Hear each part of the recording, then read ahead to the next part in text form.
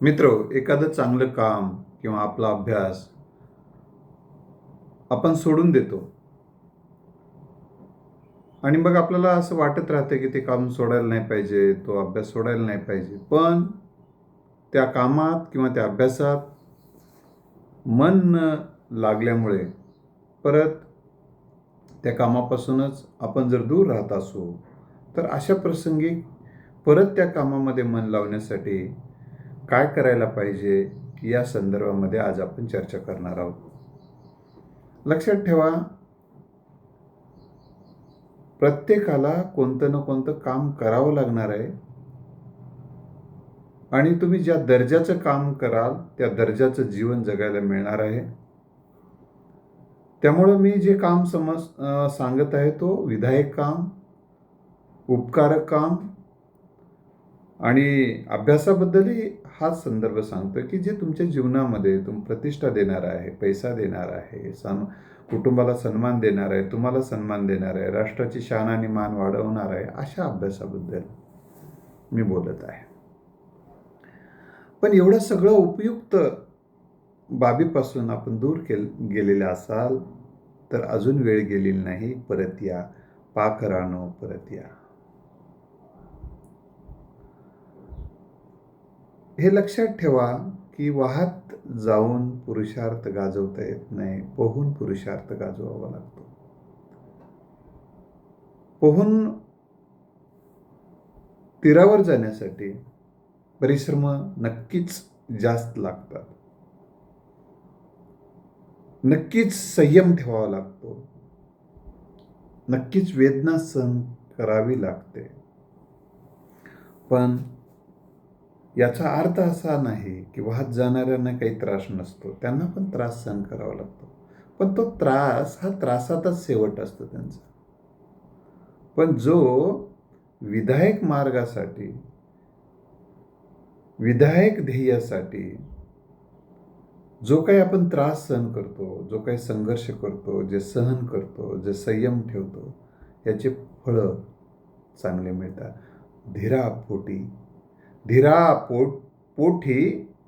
धीरापोटी फळे रसाळ गोमठी, असं संत तुकारामाने सांगितले. धीराविन कैसा होतो हिरा, जया अंगी मोठेपण तया यातना कठीण. तुम्हाला मोठेपणाच्या दिशेने वाटचाल करायची असेल तर तुमच्यामध्ये हा संयम असणं अपेक्षित आहे. त्यामुळे स्वतःच्या बरेचदा काय होते, जेव्हा माणूस ध्येयापासून दूर जातो, कामापासून दूर जातो, त्याचं भविष्य त्याला अंधकारमय दिसायला लागते. मग नैराश्य अधिक वाढते, ताण अधिक वाढतो. मग आपलं कसं होईल ही भीती वाटते. तर अशा प्रसंगी कसं होईल हा विचार सोडून देऊन असं होणार आहे, त्यासाठी मी असं करणार आहे हे लिहून काढा.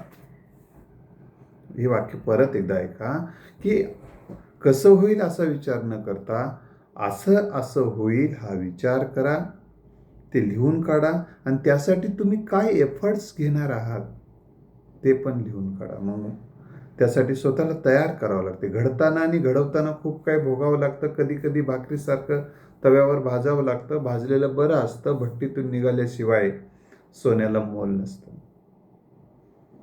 तुम्हाला कुछ पाने के लिए कुछ खोना पडता. काही गोष्टी सोडून द्याव्या लागतात काही गोष्टी प्राप्त करण्यासाठी. मग तुम्हाला काय सोडून देणं गरजेचं आहे, ते एकदम सोडून न देता हे हळूहळू सोडा. कारण एखादी गोष्ट धरलेली असतील तर सोडायला कधी कधी वेळ लागतो. जास्त काळं झालेलं भांडं स्वच्छ करायला वेळ लागतोच, कारण काळं भांडं होण्यासाठी सुद्धा वेळ लागलेला असतो. तसं त्याला स्वच्छ व्हायला वेळ लागेल. पण वेळ स्वच्छ करण्याच्या कामामध्ये तुम्ही सातत्य ठेवणं जसं गरजेचं आहे, तसंच यशासाठी, परत यशाच्या मार्गावर येण्यासाठी, परत विधायक मार्गावर येण्यासाठी हळूहळू एक पावलं टाका. आणि आपल्यामध्ये जो काही बदल झालेला आहे, आपण जे काही छोटा बदलाचे स्वागत करा. छोट्या बदलाबद्दल स्वतःचंच अभिनंदन करा किंवा त्यांच्या पालकांनी किंवा त्याच्या छोट्या बदलाचंही स्वागत आपण केलं पाहिजे. कारण छोटा बदल हा उद्याचा मोठा बदल ठरत असतो. आणि कोणते लाखो मैलाच्या प्रवासाची सुरुवात एका एका पावलानं होत असते. तळे तळे थेंबे थेंबे तळे साचे असं म्हटलेलं जाते. त्यामुळं थोडा बदल होत आहे त्याच्या पावलामध्ये बळ देणं, त्याच्या अगोदर त्याच्या मनात बळ भरणं, त्याला प्रेरणा देणं, प्रोत्साहन देणं, ह्या खूप गोष्टी गरजेच्या असतात. आणि यासाठी धीर धरावाच लागतो.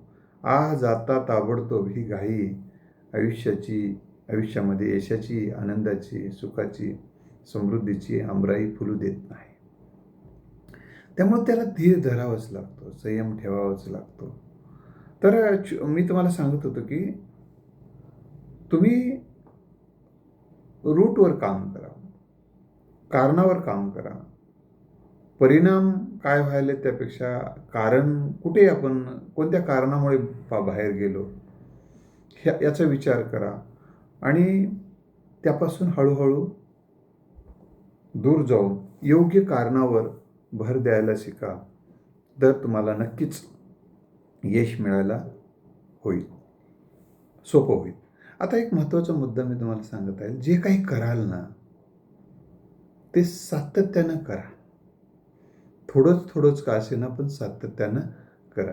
रोज 1-1 रुपया टाकत केलं तर महिन्याला 30 रुपये जमा होतात. थोडं का असेना ते पावलं उचला. आणि अशा पावलं उचलत असताना कधी अजून परत मागचंच होण्याची शक्यता असू शकते. परत डिस्टर्ब होणे, परत आळसात जीवन घालवण्याचा विचार करणे, परत ते नको आता हे होईना काही असं वाटणं, असे विचार येऊ शकतात. आणि कधी तब्येत ठीक राहत नाही. मग आता राहू द्या, हे आपल्याला होतच नाही असं वाटतं. पण लक्षात ठेवा, अशा वेळी काय करायला पाहिजे. तब्येत ठीक नसतानाही आणि का आपल्याला जे बरेचदा आई लेकराला डब्बा करून देताना तब्येत ठीक नसताना देखील उठते. पायामध्ये बळ नसते, मनात इच्छा नसते, तरी लेकरू उपाशी जाऊ नये म्हणून आई तशीच उठून भाकरी करून देते. भाकरी करून दिल्यानंतर त्या लेकराला दिल्यानंतर परत ती झोपेल काही न खाता. परंतु परत ती लेकराला परत आल्यानंतरही तशीच उठून करून देते. तिच्या पायामध्ये, तिच्या मनात हे बळ जसे येते, तुमच्याही मनात असं बळ आलं तर तुम्ही ध्येयाच्या दिशेने पळाल मित्रांनो. आणखीन एक, तुम्हाला आळस वाटायला लागला आहे, नको वाटायला लागलं आहे, मी काम करू वाटत नाही असं वाटायला लागलं. हे वाटणं आहे की सत्य आहे समजून घ्या. वाटणं आहे की सत्य आहे. कधी उगाच वाटते. आता उदाहरण सांगतो की तुम्हाला आज अभ्यास करावा वाटत नाही, कॉलेजला जावं वाटत नाही असं समजा. इच्छाच होईना आली, मनच तयार नाही किंवा आळस यायला लागला आहे. अशा वेळी तुम्हाला असं समजा की कॉलेजमध्ये गेल्या तुम्हाला 1,00,000 रुपये मिळणार आहे, जाल का नाही? किंवा आज दिवसभर जे 10 तास अभ्यास जर केला, त्या एका प्रकरणावर एक परीक्षा आहे आणि त्या एका प्रश्नाच्या उत्तराला 1,00,000 रुपये मिळणार आहेत, तर काय मनस्थिती राहील किंवा विचार करा. नाही, तशा प्रसंगी तुमची उदासीनता, तुमचं नैराश्य, तुमचा ताण ताबडतोब निघून जाईल आणि प्रेरणेवर फोकस करा. म्हणून जीवनामध्ये प्रेरणा हे तुम्हाला प्रकाश देते जीवनात पुढे जाण्याचा आणि तुमच्या मनामध्ये, तनामध्ये बळ भरण्याचं काम प्रेरणा करत असते.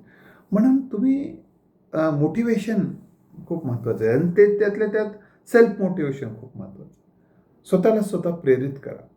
I am a winner, I can do it. मी हे करू शकतो. ही भावना मनामध्ये पेरा आणि ती करण्याच्या रूपानं उगवेल. पण ते सातत्यानं म्हणत राहा, मी हे करू शकतो, हे करत आहे, मला यश मिळत आहे. सातत्यानं बोला. जसं बोलाल, जे ऐकाल, जे पाहाल, तसं तुमचं मन तयार होते आणि जे सातत्यानं माणूस करत राहतो मग ती सवय बनते. आणि जेव्हा तुमचे ध्येयपूर्तीचं जे काम आहे, तुम्हाला गोल साध्य करण्यासाठी जे करायचं आहे, ते काम जर तुमच्या सवयीचा भाग बनला आणि ती सवय जर आनंदाचा भाग बनली तर तुम्हाला जगातली कुठलीही शक्ती आता यशापासून रोखू शकणार नाही. कारण जेव्हा कामात माणसाला आनंद वाटायला लागतो ना, तेव्हा डोपामाइन स्त्रावतो आपल्या मेंदूमध्ये आणि मग ते काम करावं वाटतं परत परत आणि कामातच माणूस मग्न राहतो. म्हणून आणि जो माणूस कामात मग्न होतो तो माणूस यशस्वी नक्कीच होतो, आनंदी नक्कीच जगतो. त्यामुळं ह्या गोष्टी खूप महत्त्वाच्या आहेत. त्यामुळे तुमचं ध्येय वर खूप प्रेम करा. ध्येयाचे फायदे समजून घ्या. हे ध्येय प्राप्त केल्यानंतर मला काय काय फायदे होणार, थोडा वेळ द्या या सगळ्या गोष्टीसाठी. लिहून काढा, फायदे लिहून काढा. आणि त्यात तुमचा परिवार, तुमचं सगळंच वातावरण बदललेलं दिसेल. आणि यासाठी काही गोष्टी सोडा ज्या तुम्हाला ध्येयापासून दूर नेत आहेत. त्याला विनंती करा, बाबा मला जगू दे म्हणून सांगा. आणि आणखीन एक महत्त्वाचा शेवटचा विषय, जी गोष्ट अभ्यासात असेल, एखाद्या गोष्टीसाठी शिकावी लागते, शिक्षणाशिवाय, प्रशिक्षणाशिवाय तुम्हाला जीवनात मोठं होता येत नाही. आणि शिक्षणाने आणि प्रशिक्षणाने माणूस मोठा होतो. शिक्षणाने आणि प्रशिक्षणाने अनेक क्लुप्त्या मिळतात, अनेक तंत्र आपल्याला अवगत होते, अनेक कौशल्य अवगत होतात. आणि तंत्र कौशल्य क्लुप्त्याच्या मदतीने माणूस सहज यश संपादन करतो. आता एखाद्या गोष्ट तुम्ही शिक्षण आणि प्रशिक्षणातून कळली की चुंबक हे लोखंडाचे कण आकर्षित करून घेते. जेव्हा तुम्हाला स्पर्धा लावली किंवा लोखंडाचे कण गोळा करा वाळूमधले, तर तुम्ही तिथं जाऊन हातानं गोळा करत बसत नाही, तर चुंबकानं गोळा करायला आणि यशस्वी व्हाल. लवकर जास्तीचे कण तुम्ही गोळा करू शकाल. हे शिक्षण आणि प्रशिक्षणातून मिळते. म्हणून आपल्या ध्येयासाठी कोणतं शिक्षण आणि कोणत्या प्रशिक्षणाची गरज आहे, आपणाला मध्ये कोणतं कौशल्य नाही आपल्यामध्ये, ते शिकण्यासाठी आपण प्रयत्न करणं. आणि शिकल्यानं शिकता येते. जगामध्ये कोणताच व्यक्ती आईच्या पोटातून विमान चालवत नाही आल्या किंवा कोणताच व्यक्ती आल्या भाषण करत नाही. तर तो या व्यवस्थेमध्ये आल्यानंतर तो शिकतो आणि शिकतो तोच या जगामध्ये टिकतो. ही गोष्ट आपण लक्षात घ्या. म्हणून शिक्षण आणि प्रशिक्षणावर भर द्या. आणि काही गोष्टीपासून वैराग्य काही विषयाबद्दल विद्यार्थ्यांनी वैराग्य धारण केलं पाहिजे. लोभाच्या विषयापासून ध्येयाच्या दिशाबद्दलच आसक्ती असली पाहिजे. तीच गोष्ट तुमचं ध्येय प्राप्तीसाठी ज्या गोष्टी आवश्यक आहेत त्या गोष्टीशिवाय इतर गोष्टी तुम्हाला नाही आवडल्या, त्यापासून तुम्ही दूर राहू शकलात, तर तुम्ही नक्की यशस्वी व्हाल. आणि जे काही एकदा कामाची गोडी लागली तर काम न करण्याचा जो काही प्रकार सुरू झाला त्यातून तुम्ही नक्की बाहेर येऊ शकाल. मित्र, आणखीन अशाच विषयाबद्दल तुम्हाला काही मार्गदर्शन हवे असेल तर 9767704604 या क्रमांकावर संपर्क करून माझ्याशी आपण डिस्कस करू शकता. आणि वेळ घेऊन माझा वेळ घ्या आणि तुम्हाला मार्गदर्शन मी करेल. मार्गदर्शनासाठी माझी कुठली फीस नाही. धन्यवाद.